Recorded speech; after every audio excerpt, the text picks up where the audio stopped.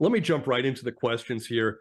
I know that Fort Worth, Chris, who did just a spectacular job interviewing you, focused a lot on your journey. We do want to spend some time on that with some follow-up questions, but I wanted to jump right into the current environment right now. And the word we keep hearing here in New York and nationally is liquidity. Banks have pulled back from lending. We know that the CMBS market, not nearly as buoyant as it was a year or two ago, maybe 25% of the lending going on right now. The non-banks have shut down. Is this consistent with what you're seeing, and how is that impacting your business at this point? Yeah, well, I think it's interesting in that liquidity is definitely a big factor in what's going on.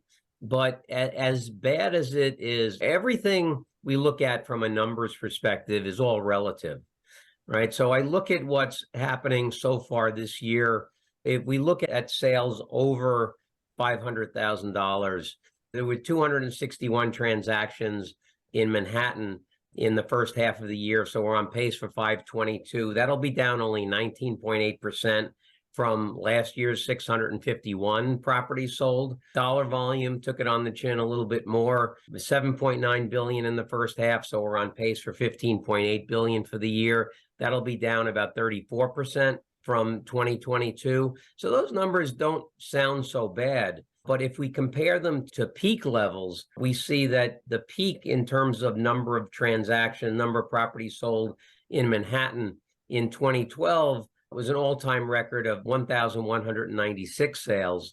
And so current pace is down about 56% from that. Dollar volume peak was in 2015 at 57.4 billion. So current market pace is looking like it's down 72% from that peak.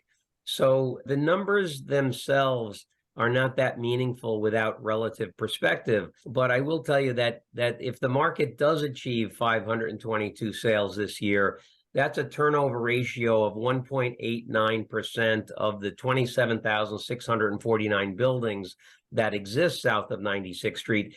That's actually well below the long-term average of 2.6%, but not nearly as bad as the 1.2% the market was at in 2009 or the 1.6% it was in 1992. So relative to other downturns, there's still a relatively decent level of activity.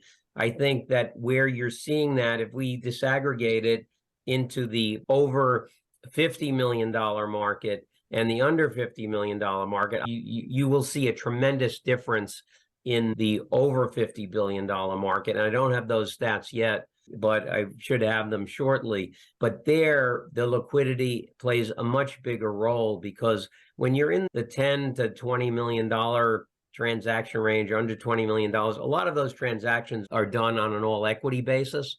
So the market is not nearly as negatively impacted as the market is for the larger transactions, where even the wealthiest of investors are looking at debt to help get those deals done.